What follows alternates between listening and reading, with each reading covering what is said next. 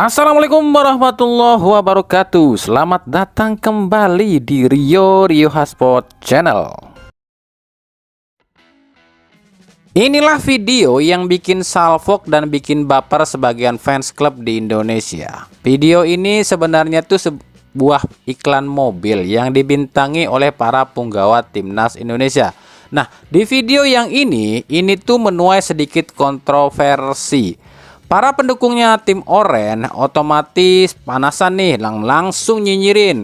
Katanya, itu ngapain si Tengil ikutan di situ? Emang dia pemain timnas, malu-maluin aja. Dan berbagai hujatan dan nyinyiran lain buat Beckham Putra. Padahal faktanya Beckham Putra adalah kapten kedua timnas U23 di bawah asuhan Gerard Van den Berg. Dan Beckham Putra adalah ambasador Hyundai Motor Indonesia. Oke lah, biarin aja lah. Itu ocehan supporter yang gak waras dan panasan mulu, serta maunya ribut mulu. Tapi ada juga supporter yang malah cocokologi dan kayak ngimpi kayaknya. Supporternya PSIS Perus Semarang ini berharap nih 4 pemain ini jadi satu tim di PSIS. Supporternya Persebaya pengennya 4 pemain ini satu tim di Persebaya. Sementara supporternya Persib pun demikian, pengen 4 pemain ini ada dalam satu tim di Persib. Cuma supporternya Oren yang nggak mau 4 pemain ini tuh bergabung dalam satu tim. Yang 3 boleh nih gabung ke Persija nih, tapi yang satu lagi jangan deh katanya. Nah, gimana pendapat kalian soal video ini? Apakah mungkin 4 pemain ini akan berada dalam satu tim musim depan? Tapi tim mana menurut kalian yang cocok? Ya memang sih nggak ada yang nggak mungkin di dunia sepak bola. Bisa aja 4 pemain ini bergabung dalam satu tim. Dan kalau misalnya ke tim mana, ya memang setiap pemain dirumorkan. Di situ kan ada Alfreanda Dewangga dan Rizky Ridho yang dirumorkan ke Persib. Di situ ada Beckham Putra juga. Tapi memang di situ juga ada Ramadan Sananta, ada Hoki Caraka juga sih. Ramadan Sananta ini ke PSIM Jogja. Gimana nih menurut kalian? Kemana para pemain ini cocoknya bersatu dalam satu tim?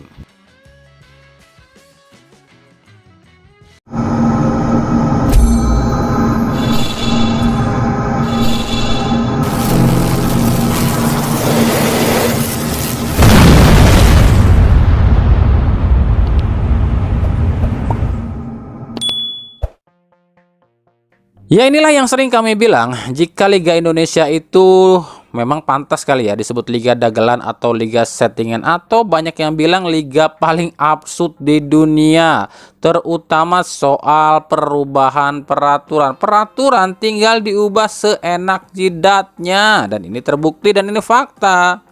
Kita sama-sama tahu dan kami pun pernah bahas di awal musim ini PT LIB itu sudah membuat peraturan. Peraturannya adalah kalau klub-klub yang ingin bermain di Liga 1 itu harus memenuhi beberapa syarat, seperti klub-klub Liga 1 harus punya lisensi, baik lisensi AFC maupun lisensi PSSI. Kalau ada klub yang nggak punya lisensi ini, di akhir kompetisi akan dikurangi poin. Betul dong, itu wacananya di awal musim kemarin. Tapi pada kenyataannya apa? Di awal musim kemarin itu ada dari 18 klub Liga 1 itu cuma ada 10 klub yang punya lisensi AFC, yakni Bali United, Bayangkara FC, Borneo FC, Madura United, Persebaya, Persib Bandung, Persija, Persik Kediri, PSIS, dan Rans. Nah, dengan terdegradasinya Bayangkara dan Rans, otomatis cuma tersisa 8 klub yang punya lisensi AFC. Sementara sisanya seperti Arema, PSBS, Semen Padang, Barito Putra, PSM, Dewa United, Malut United, Persis Solo, Persita, dan juga PSS Sleman itu nggak punya lisensi AFC. Lalu apakah yang tim-tim gak punya lisensi AFC ini akan dikurangi poin musim depan? Nah, pada kenyataannya apa? Tim-tim yang gak punya lisensi AFC ini diberi keringanan sama PSSI dan LIB, katanya ya sampai akhir musim ini harus berusaha punya lisensi AFC.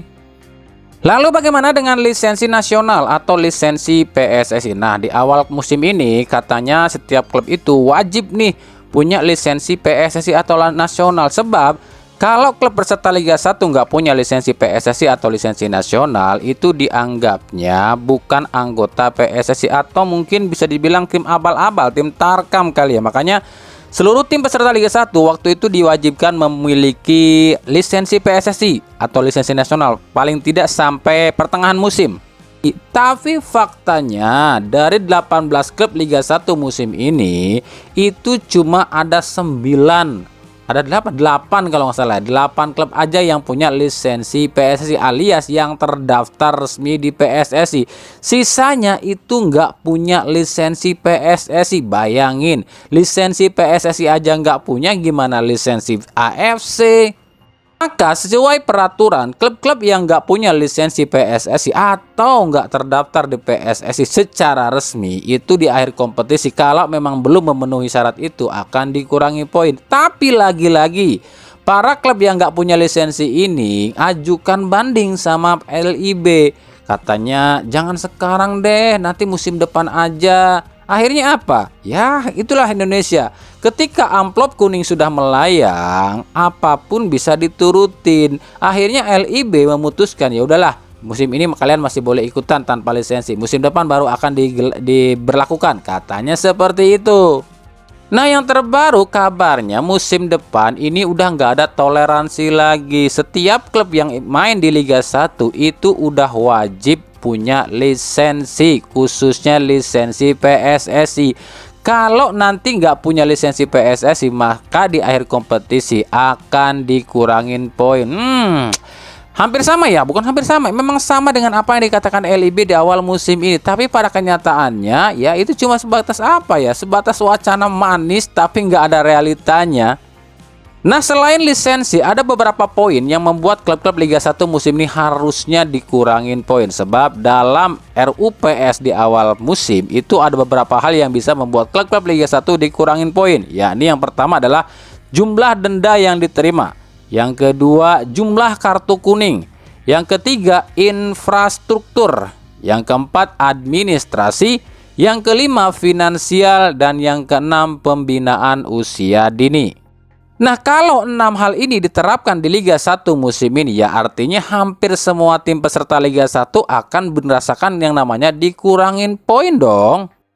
Yang pertama, denda. Jelas di sini Persib akan dikurangin poin 1 karena Persib saat ini menduduki peringkat pertama soal denda. Yang kedua, kartu. Nah, sejauh ini Bali United jadi tim paling banyak pengoleksi kartu kuning, yakni 75 kartu kuning. Sementara Semen Padang adalah tim dengan pengoleksi kartu merah terbanyak, yakni 8 kartu merah. Artinya dua tim ini kalau memang regulasi ini diterapkan akan dikurangin poin 1. Yang ketiga, infrastruktur. Nah, infrastruktur ini tuh agak sulit sebab ya beberapa stadion direnovasi ya, tapi memang klub-klub yang stadionnya direnovasi sudah memutuskan akan bermarkas di mana sampai akhir musim. Berbeda dengan Persija Jakarta yang memang sejak awal musim nggak punya kandang tetap, berpindah-pindah, kadang main di Bali, kadang main di Bekasi, kadang main di Depok, kadang main di Bogor, kadang main di JIS dan lain. Nah, kalau urusan nomor 3 ini infrastruktur, otomatis Persija akan dikurangin poin sebab sampai akhir musim Persija tak bisa menetapkan kandang utamanya.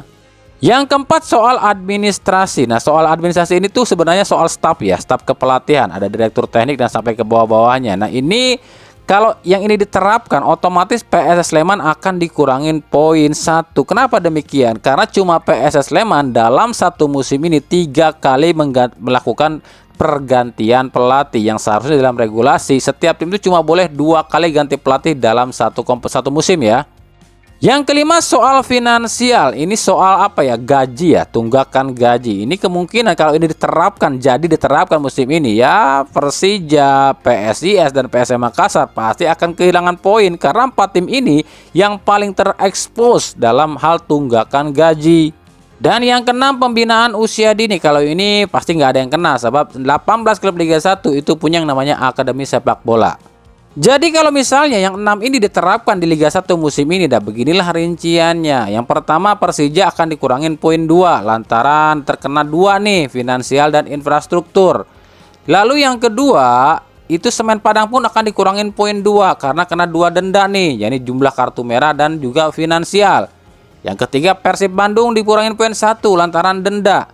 Yang keempat, Bali United dikurangin poin 1 lantaran kartu kuning. Yang kelima, PSS Sleman dikurangin poin 1 lantaran administrasi. Dan yang keenam, PSIS dan PSM Makassar dikurangin poin 1 lantaran masalah tunggakan gaji alias finansial. Tapi kan kita lihat apakah semua ini akan diterapkan, dan kita tunggu apakah jika ini diterapkan tim-tim tadi itu kena semuanya rata atau cuma beberapa tim saja. Kalau memang ini diterapkan tapi cuma beberapa tim saja yang kena, sementara tim yang harusnya kena tapi nggak kena, ya ini adalah sebuah kecurangan. Dan ini buat kami ini sebuah apa ya, rawan loh, ini rawan kecurangan lah.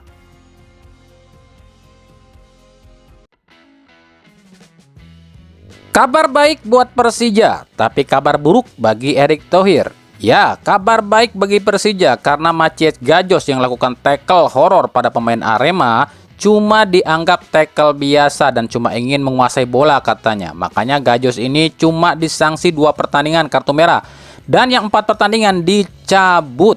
Yang artinya lawan Persebaya Gajos bisa tampil. Hore, cair lagi Komding alias komite banding nih. Komite bandingnya hebat bener ya. Siapa sih ini susunan komite banding PSSI? Ketuanya adalah Dr. Ali Mukartono. Dia ini mantan jaksa agung kelahiran Demak.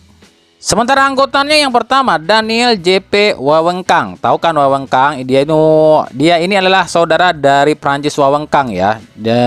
Salah seorang legendanya Persija asal Jakarta. Dia ini dari Mahaka sih sebenarnya, anak buahnya Erick Thohir sih sebenarnya. Lalu juga anggotanya adalah Muhammad Indra Syah Ahmad, Direktur Adaro Le Mineral asal Jakarta. Kemudian adalah Sadli Al-Qodri, Direktur Kudel Group nih, salah satu sponsornya Persija Jakarta, asal Jakarta juga. Paham kan sekarang kenapa setiap kali bandingnya Persija ini selalu dipenuhi atau selalu diturutin? Ya wajar lah, orang se-Jakarta semua kok isinya komite bandingnya. Tapi dengan hal-hal seperti ini kabar buruk bagi Erick Thohir. Sebab di tengah upayanya menaikkan citra PSSI, tapi Erick Thohir dianggap gagal ini membentuk dan membina komdingnya ya. Para komite elit etika ini ya, dianggapnya kerjanya ini mencela-mencela dan juga tebang pilih.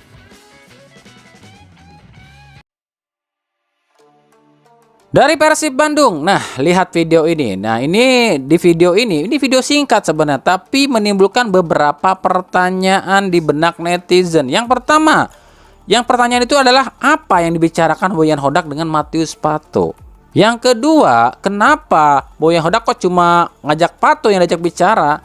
Yang ketiga, apakah Pato akan ke Persib musim depan? Dan yang keempat, atau Boyan Hodak yang ke Borneo FC musim depan? Sebenarnya kalau ini udah pernah kami bahas ya dulu ya, waktu Matius Pato ini akan kembali ke Liga 1 dan ternyata balik ke Borneo FC. Waktu itu kan emang pihak manajemen Persib melalui Aditya membenarkan kalau memang Persib itu berkomunikasi dengan Matius Pato. Cuma menurut Aditya katanya akan ditunggu dulu lah, atau mungkin lihat progresnya dulu kali ya. Ini nih ucapan dari Aditya Putra Herawan. Matius Pato, kita sempat ngobrol beberapa kali dengan adiknya. Tapi kita waktu itu kami pernah bilang, Pato ini sebenarnya awalnya memang deal ke Persib, tapi ada sebuah permasalahan yang kami pun nggak tahu jelas permasalahannya apa. Tapi waktu itu setahu kami, Pato memang sudah disiapkan angka 8 di Persib. Dan waktu itu Pato ini kemungkinan akan menggantikan posisinya David Da Silva ya. Waktu itu ogah-ogahan memperpanjang kontrak, lagi ada masalah lah dengan manajemen Persib. Tapi akhirnya selesai juga dengan manajemen Persib DDS-nya ya. Nah, mungkin musim depan Pato ini akan menggantikan David Da Silva. Kenapa David Da Silva? David Da Silva kondisinya kayak gini nih. Sampai akhir musim ini kemungkinan DDS ini nggak akan main lagi di Persib nih. Sebagai informasi tambahan aja ya, musim depan itu ada sebuah wacana yang kami dengar dari sekitaran Persib. Katanya Persib dan Borneo FC ini akan ada rencana tukaran pemain. Tapi siapa yang ditukar? Kami no comment dulu soal itu. Biar waktu aja yang menjawab. Nah, bicara soal Matius Pato, saat ini tuh ada beberapa pertanyaan yang dilontarkan pada Matius Pato. Salah satunya, kenapa Pato ini nggak segacor saat musim lalu di Borneo FC? Apakah emang disengaja biar Borneo FC ini nggak bisa kejar Persib? Kan Pato akan ke Persib, jadi mungkin sengaja kali ini biar Borneo nggak bisa nyusul Persib. Alah, itu cuma pikiran konyol buat kami. Sebab faktanya Pato itu seperti itu karena memang baru sembuh dari cedera, dan seorang pemain itu butuh waktu yang cukup lama loh untuk menemukan performanya kembali. Jadi untuk video yang satu ini silahkan tebak aja ya, apakah ini kode kalau Matius Pato akan ke Persib musim depan atau cuma obrolan biasa antara Hodak dan Pato. Obrolan biasa ya, kan beda bahasa. Jadi ya ditunggu aja lah apakah Matius Pato ini akan bernasib sama dengan Dili Pali, Jordi Amat, dan Sadil Ramdhani yang selalu jadi rumor tahunan Persib setiap musimnya tapi nggak pernah ke Persib.